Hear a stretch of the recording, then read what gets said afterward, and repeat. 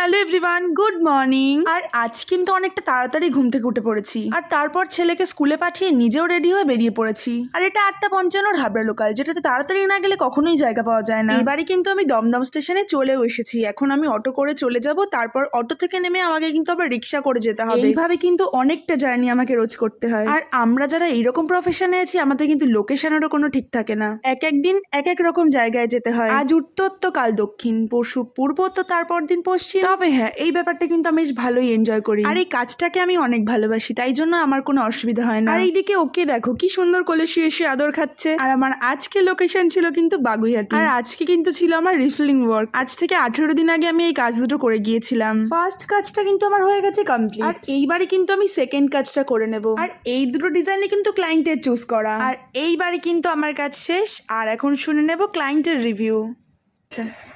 I loved my extensions also.